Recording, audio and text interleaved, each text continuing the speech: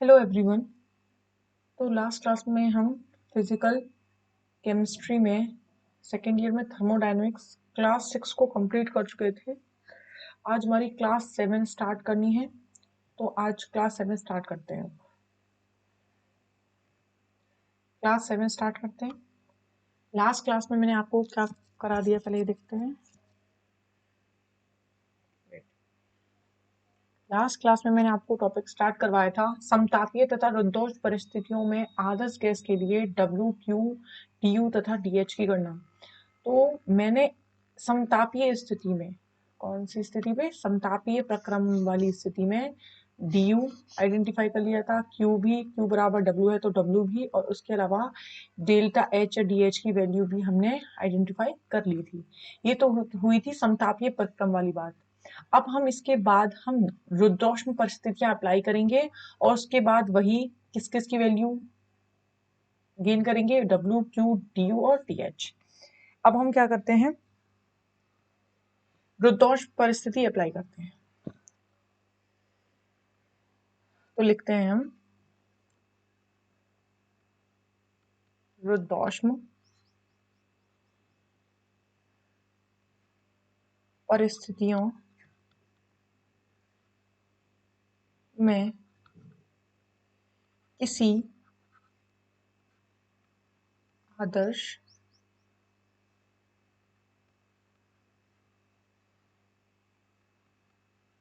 Gas का उत्क्रमणीय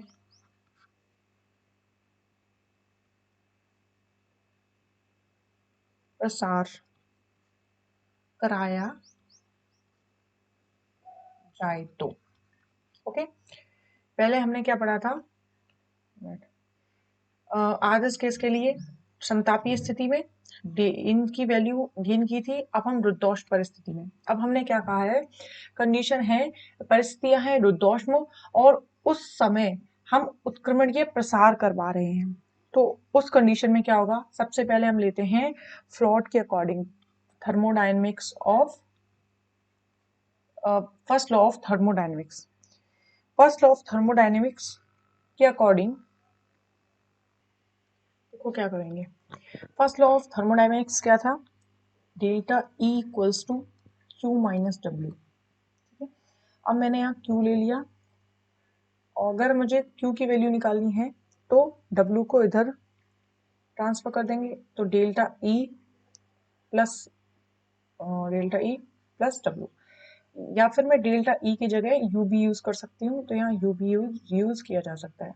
okay, अब मैं इसका आगे डिफरेंशिएशन करूंगी। देखो ये लिया मैंने, देखो del Q equals to del U upon del T del T at constant B।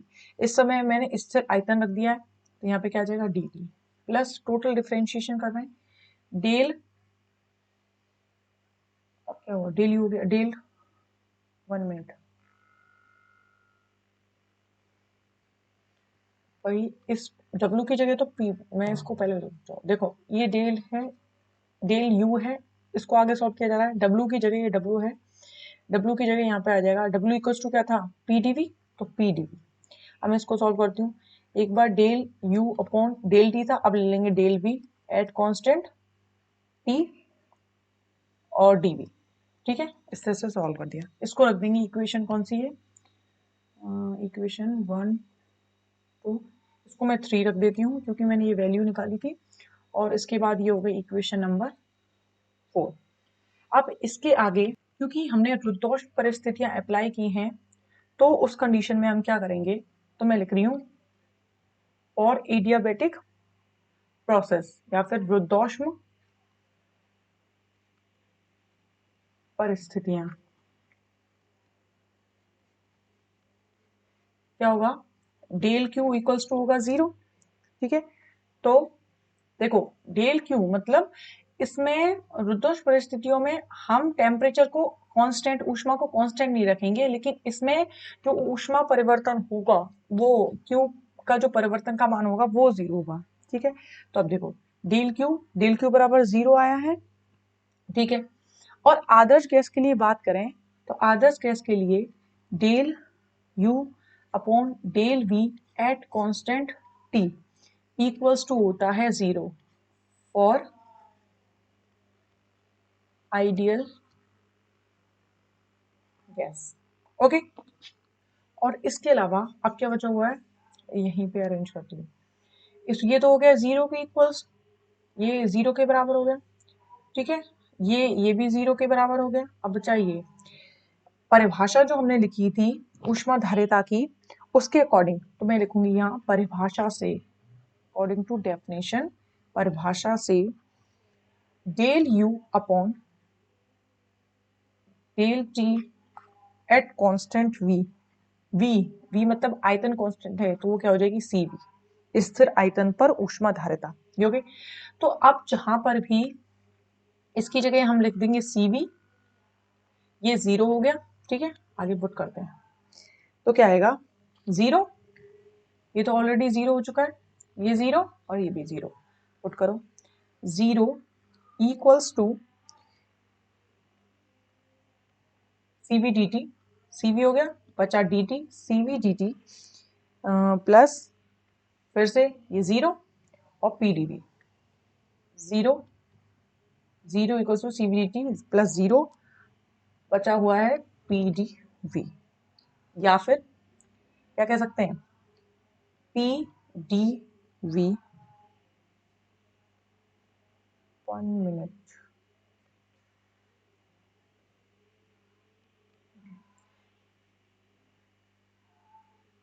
Equals to, इसको ट्रांसफर कर देते हैं माइनस CV dt, ये माइनस का हो गया। ओके, ये जो इक्वेशन आई है इसको हम इक्वेशन रख देते हैं 4 हो गई 5, इक्वेशन नंबर 5 नहीं, रुको एक और इक्वेशन, क्योंकि हमें क्यू की वैल्यू भी तो आइडेंटिफाई करनी है तो इसको लिख देते हैं 5 और ये वाली इक्वेशन हो जाएगी 6, इक्वेशन नंबर 6 आ गई, ठीक है। अब आगे देखो, आदर्श गैस के उत्क्रमणीय प्रसार के लिए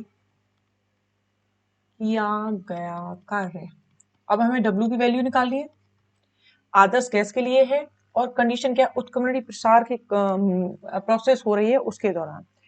तो क्या होता है W इक्वल्स टू क्या होता है PdV, कहां से V1 से V2 तक ऐसे लगा सकते हैं, ठीक है, इसका समाकलन कर दिया PdV।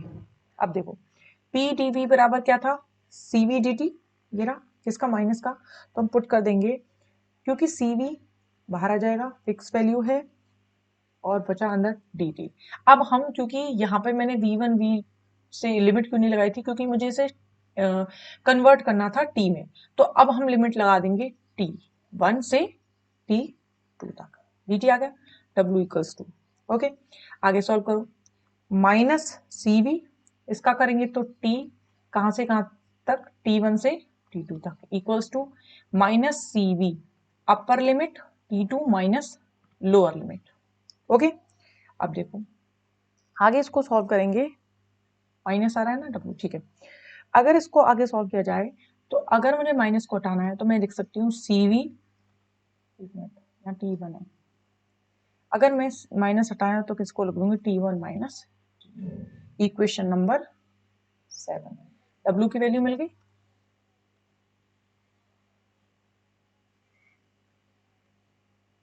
ठीक है, W की मिल गई।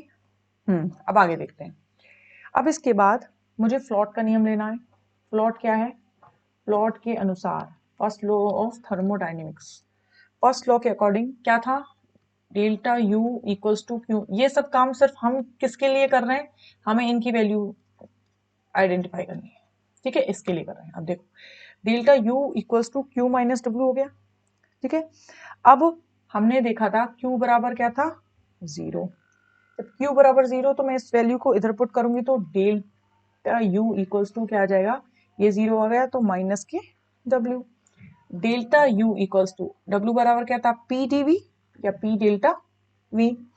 अब मुझे D की फॉर्म में तो इसको लिख सकती हूँ, ये डेल की फॉर्म में था तो ये भी डेल में, ये DU बराबर माइनस PD V, इसको ले लो इक्वेशन नंबर 8। अब देखो क्या मिल गया हमें, du आइडेंटिफाई हो गया। ओके, ये हुई इक्वेशन नंबर 8। तो हमने du की वैल्यू भी आइडेंटिफाई कर ली। तो देखो मैं पहले एक dh की वैल्यू रह गई है, पहले देखो या तो मैं यहाँ पे शो कर दूं कि ये रही q की वैल्यू, या फिर मैं कह दूं डेल q इक्वल्स टू 0, बराबर 0 आ गया। ठीक है, देखो del q equals to 0, q equals to 0 पीछे आ गया है। इसके अलावा मुझे क्या क्या निकालना था, इसके ऊपर आ गया, एक मिनट, ठीक है, डी एच हो गया। ठीक है, w की वैल्यू मिल गई, q की वैल्यू मिल गई, dh की du की वैल्यू, अब बचा है हमारे लिए dh की वैल्यू निकालते हैं। देखो एंथैल्पी परिवर्तन का जो इक्वेशन था उसको लिखते हैं। मैं डायरेक्ट इक्वेशन लिख रही हूँ, थ्योरी नहीं लिख रही। क्या था एंथैल्पी परिवर्तन का इक्वेशन, dh बराबर du प्लस dpv, ये इक्वेशन था। ठीक है, आगे सॉल्व करते हैं इसको। dh बराबर du क्या होगा, यहाँ आएगा p dv plus v dp। Okay, अब हमें du का मान पुट करना है।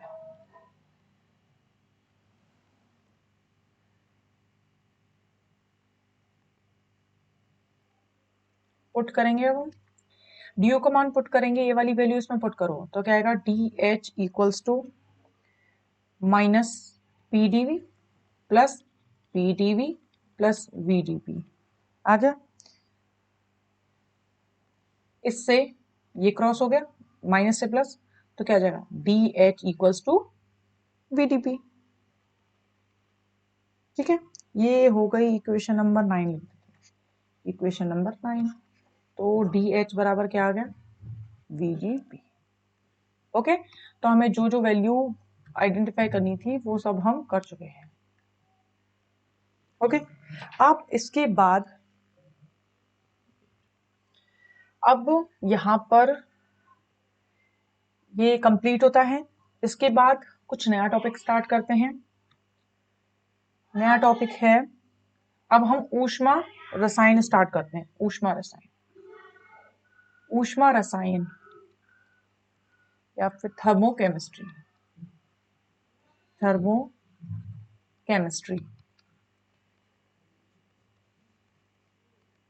ओके, थर्मोकेमिस्ट्री में या फिर थर्मोकेमिस्ट्री को आगे पढ़ने से पहले हम ये समझते हैं कि ऊष्मा रसायन होता क्या है। यदि हम ऊष्मा रसायन की बात करें तो ऊष्मा रसायन, ऊष्मागतिकी के प्रथम नियम ने जो ऊष्मा की अवधारणा प्रदान की थी, उससे रसायन विज्ञान की अभिक्रियाओं के अध्ययन में सहायता मिलती है। और रसायन विज्ञान की शाखा के अंतर्गत, रसायन विज्ञान की जो शाखा होती है उसमें ऊष्मा रसायन विज्ञान या फिर ऊष्मा रसायन का अध्ययन किया जाता है। इसका मतलब ये है कुल मिला के कि कोई रासायनिक अभिक्रिया जब संपन्न होती है, जब कोई रासायनिक अभिक्रिया संपन्न होती है,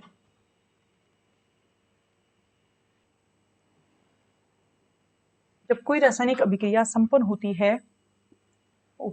होती है तो क्या क्या होता है, क्रियाकारक चेंज होता है उत्पाद में, और उत्पाद में बदलने के साथ साथ ऊर्जा एंथैल्पी में भी परिवर्तन होता है। इसके अलावा मैं दो दो चीजें आपको बता चुकी हूं। एक पता है परिपार्श्व एक मिनट, परिपार्श्विक योग्य फर्स्ट, एंड सेकंड बताया था मैंने तंत्र सिस्टम। तो दो काम, और इन दोनों के बीच में जो बाउंड्री होती है वो हो गया, वो होती है, जैसे ये मैंने तंत्र लिया तो ये बाहर का जो भी वातावरण है वो क्या है, परिपार्श्व, और इन दोनों के बीच में जो बाउंड्री होगी वो क्या होगा, परिसीमन। ठीक है, अब मैं दो की बात कर रही हूं कि एक, जब कोई अभिक्रिया संपन्न हो रही है तो या तो सामान्यतः तंत्र के द्वारा परिपार्श्व से ऊष्मा ग्रहण की जाएगी। इसका मतलब है जैसे कोई ये सिस्टम है, इसको गर्म किया गया बर्नर लगा के, तो इस कंडीशन में क्या हो रहा है, परिपार्श्व के द्वारा इस तंत्र ने ऊष्मा ग्रहण की है। या फिर कुछ कंडीशंस ऐसी भी होती हैं जिसमें तंत्र से परिपार्श्व द्वारा ऊर्जा ग्रहण की जाती है। तो इन सब का अध्ययन हम जिसमें पढ़ते हैं, जिसके अंतर्गत करते हैं, वो क्या होता है, ऊष्मा रसायन कहलाता है। सिर्फ ऊष्मा रसायन के बारे में ये आपको बात याद रखनी है। तो अब मैंने कहा कि परिपार्श्व के द्वारा ऊष्मा तंत्र लेगा, हो सकता है तंत्र के द्वारा दी जाएगी। तो इस आधार पर अभिक्रिया दो प्रकार की होती है, आप पढ़ चुके हो, एक ऊष्मा शोषी और दूसरी ऊष्मा छेपी। तो फर्स्ट स्टार्ट करती हूं ऊष्मा शोषी अभिक्रिया। ऊष्मा शोषी अभिक्रिया, ऊष्मा शोषी या फिर कह सकते हैं एंडोथर्मिक, में लिख देते एंडोथर्मिक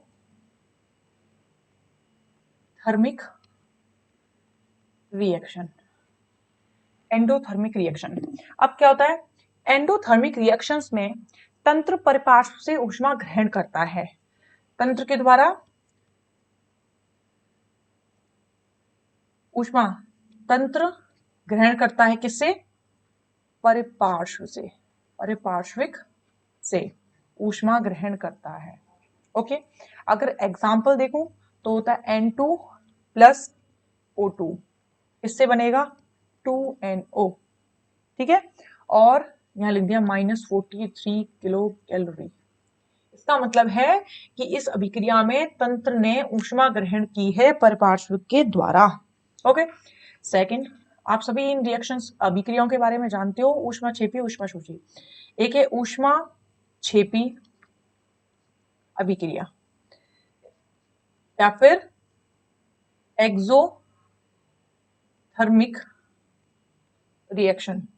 अभी एक्सोथर्मिक रिएक्शन क्या होती है, इसका जस्ट उल्टा क्या होगा, जब क्या होगा, जब तंत्र से परिपार्श्व ऊष्मा ग्रहण करता है, मैं लिख देती हूँ इधर तंत्र, इधर परिपार्श्विक, और साइन को अपोजिट कर देते हैं। अब ऊष्मा परिपार्श्व के द्वारा तंत्र से ग्रहण की जा रही है, तो फॉर एग्जाम्पल क्या होगा, N2 प्लस 3H2 2NH3, यहाँ लिखेंगे प्लस 22.4 किलो कैलोरी। अब यहाँ माइनस और प्लस क्यों लिखा है, अब मैं उसको एक्सप्लेन करती हूँ। अभी तक मैंने सिर्फ लिखा था कि इतनी एनर्जी चाहिए, लेकिन अब मैं माइनस और प्लस का साइन क्यों बनाया है उसको एक्सप्लेन करती हूँ। मैंने पहले दोनों रिएक्शंस को लिख लिया है। ओके, इसमें प्लस और माइनस का मतलब क्या है, पहले एक और बात समझो। अगर मुझे इसमें, मैं इस तरह से लिखती हूँ, अगर मैं इसको इरेज कर दूं -43 किलो कैलोरी को, तो मैं इसे इस तरह से लिख सकती हूँ, डेल्टा H प्लस के 43 किलो कैलोरी। इट मीन्स कि प्लस साइन ये बता रहा है कि एनर्जी सिस्टम के द्वारा दी गई है। इसी तरह मैं इसको लिख सकती हूँ डेल्टा H बराबर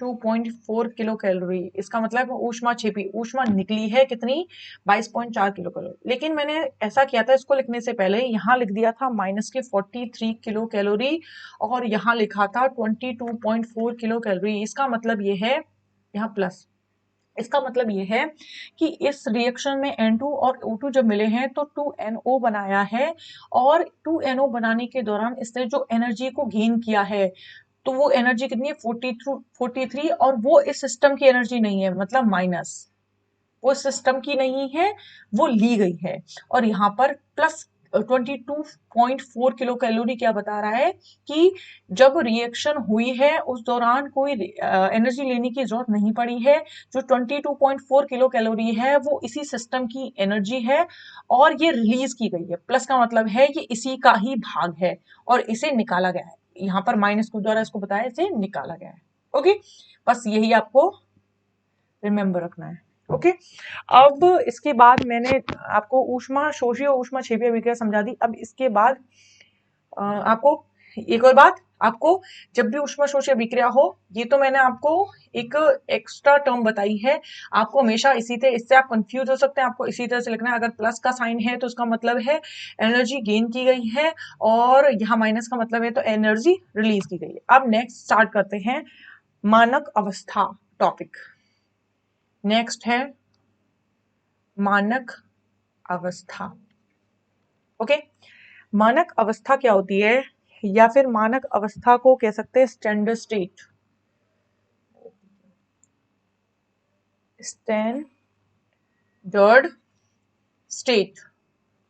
अब ये स्टैंडर्ड स्टेट क्या होती है वो देख लेते हैं। स्टैंडर्ड स्टेट के बारे में देखें तो सबसे पहले जो मानक अवस्था के लिए कंडीशंस हैं वो लिख देती हूं मैं, ठीक है। तो मैं लिखती हूं मानक अवस्था के लिए, ठीक है। मानक अवस्था होगी तो उस कंडीशन में P इक्वल्स टू होगा 180 m या फिर 1 बार, जो कि है 10 की पावर 5 पास्कल। ओके, अब इसके बाद नेक्स्ट इसी में ही इसको हम 180 m भी ले सकते हैं और या फिर 76 cm ऑफ CmHg। ये हम प्रेशर की बात कर रहे हैं और ये किसके बराबर होता है, ये सब बराबर है। हम प्रेशर की जगह इन मानक कंडीशंस को ले सकते हैं 1.01325 बार, क्योंकि मानक कंडीशन, ये प्रेशर मानक कंडीशन में अगर प्रेशर है तो उसके बराबर, और ये ले सकते हैं। और टेम्परेचर होगा वो होगा 298.15 केल्विन, कब, एट 25 डिग्री सेल्सियस। ये होगी मानक कंडीशंस मैंने लिख दी। अब इसके बेसिस पर अब मैं इसके बारे में लिखती हूँ। देखो, यदि किसी अभिक्रिया में, देखो ये बराबर लिखने का, ये P बराबर, या तो मैं और लगा दिया है मैंने, P बराबर हम 180 m 1 बार और या 10 टू पावर 5 पास्कल ले सकते हैं, और इसके अलावा P बराबर 180 m ले सकते हैं, जो कि बराबर होता है 76 CmHg, जो इसके बराबर होता है, ठीक है। यदि किसी अभिक्रिया में, मैं इसके बारे में लिख रही थी, हाँ, यदि किसी अभिक्रिया में क्रियाकारक व उत्पाद दोनों ही मानक अवस्था में हो तो तंत्र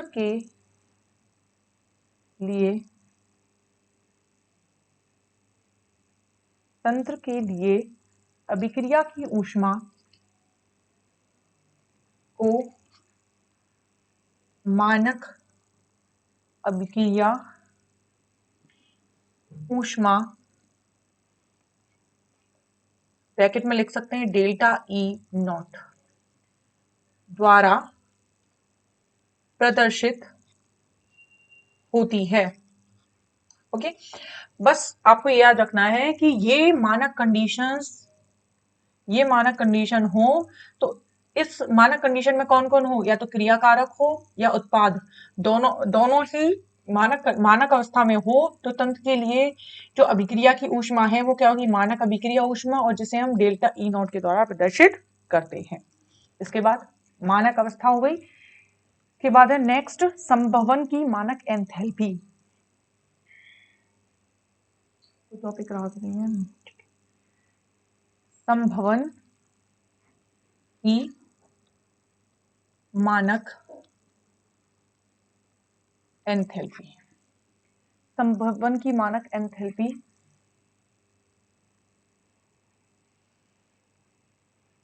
स्टैंडर्ड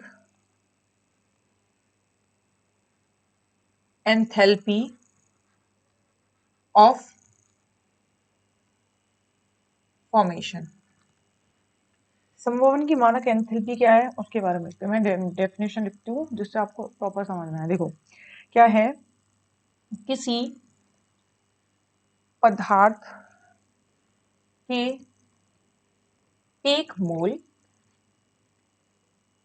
का अपने तत्वों, फॉर्मेशन लिख रहा है, कोई पदार्थ बनाए अपने तत्वों से, किसी पदार्थ के 1 मोल का अपने तत्वों से निर्माण में हुए ऊष्मा परिवर्तन को संभवन ऊष्मा या संभवन एंथैल्पी कहते हैं। तो क्या है? संभवन एंथैल्पी होती है कि कोई पदार्थ है वो अपने तत्वों से मिलकर बना है, तो किसी पदार्थ के एक मोल का अपने तत्वों से निर्माण हुआ है, तो उस निर्माण के दौरान जो ऊष्मा में परिवर्तन होगा वो क्या कहलाएगा? संभवन ऊष्मा कहलाएगी। दोबारा रिपीट करती हूँ, कोई पदार्थ है अपने तत्वों से मिलकर बना है और अपने तत्वों से निर्माण के दौरान जो ऊष्मा में परिवर्तन होगा वो संभवन ऊष्मा कहलाती है। ठीक है, अब इसी में आगे देखो,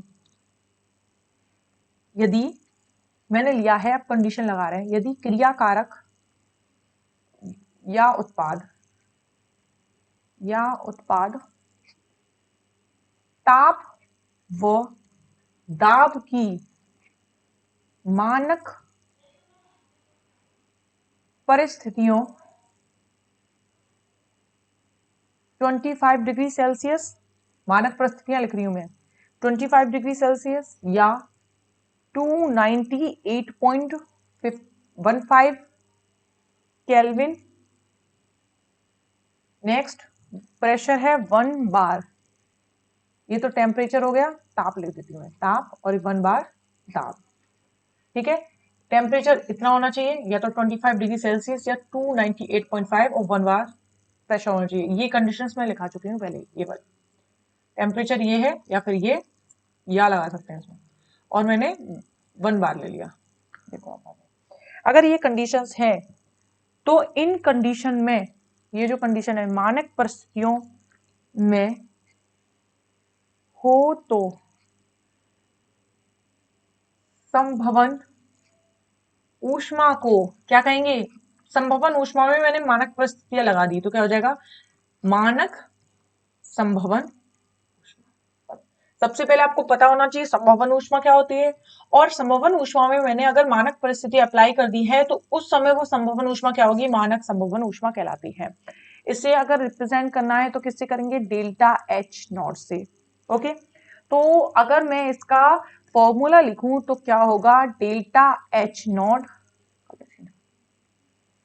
डेल्टा एच नॉट, या फिर इसको मैं डेल्टा एच भी लिख सकती हूं, इक्वल्स टू होगा उत्पाद की एंथैल्पी, माइनस क्रिया कारक की एंथैल्पी। जब हम दोनों एंथैल्पियों का अंतर निकालेंगे तभी पता लगेगा कि ऊष्मा में परिवर्तन क्या हुआ है। ठीक है, तो ये होगी संभवन ऊष्मा। सबसे पहले तो संभवन ऊष्मा क्या होती है कि कोई पदार्थ है वो अपने तत्वों से मिलकर बना है, तो अपने तत्वों से उस पदार्थ के बनने के दौरान जो ऊष्मा परिवर्तन होगा वो संभवन ऊष्मा होगी। इसके अलावा जब क्रिया कारक और उत्पाद को हम मानक परिस्थितियों में आगे उस पदार्थ का निर्माण करवा रहे हैं, सॉरी, क्रिया कारक और उत्पाद दोनों की ही मानक परिस्थितियां हैं, अर्थात जब पदार्थ अपने तत्वों से मिलकर बन रहा है तो उस कंडीशन में अगर मैंने मानक परिस्थिति अप्लाई कर दी तो मानक संभवन ऊष्मा को मानक संभवन ऊष्मा कहते हैं। इसे डेल्टा एच नॉट से प्रदर्शित करते हैं, डेल्टा एच नॉट या फिर डेल्टा एच, इसका फॉर्मूला ये होता है। ठीक है, इसी में कुछ स्टेटमेंट है वो देखते चलते हैं। देखो क्या है, लिख ही देती हूँ तब प्रॉपर आएगा। जिन यौगिकों की एंथैल्पी या ऊर्जा का मान नेगेटिव होता है, कैसा होता है? नेगेटिव होता है, तो क्या होता है? वह यौगिक अपने अवयवी तत्वों की तुलना में अधिक स्थायी होते हैं। देखो मैं लिखती हूँ फिर ये समझाऊंगी तभी आएगा समझ। नेगेटिव होता है वह यौगिक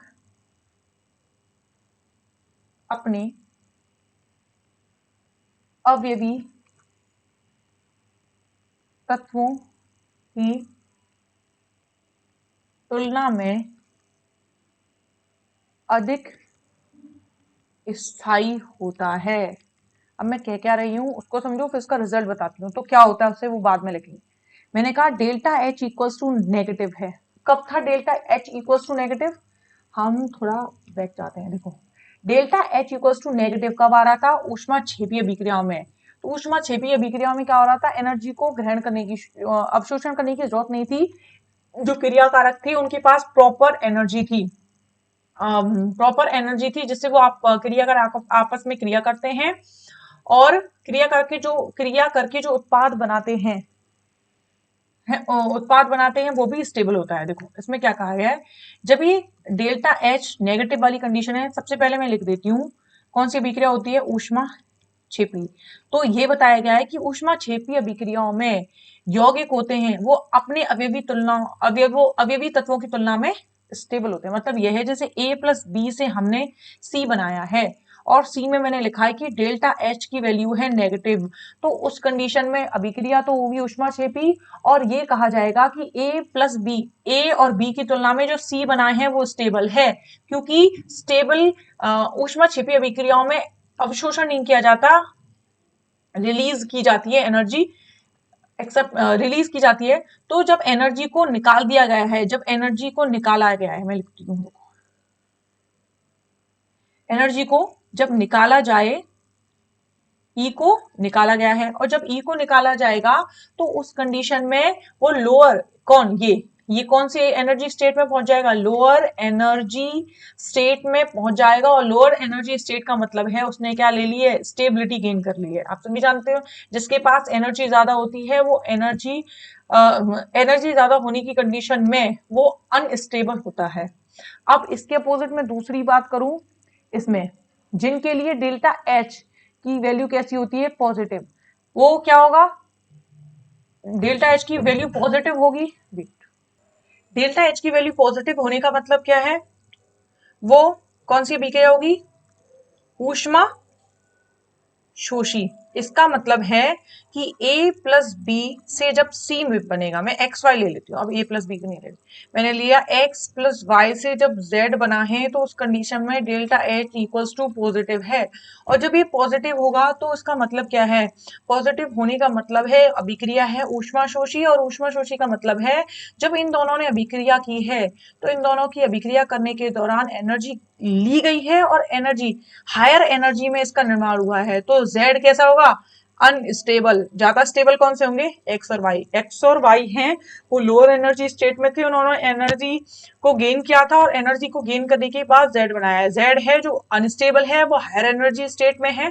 हायर एनर्जी स्टेट में होने के कारण वो क्या है? अनस्टेबल। सिर्फ ये बात आपको बतानी थी। यहाँ पर मानक अवस्था और उसके बाद संभवन अवस्था कंप्लीट होती है। नेक्स्ट है ऊष्मा रसायन के नियम। इसके बाद नेक्स्ट टॉपिक स्टार्ट है ऊष्मा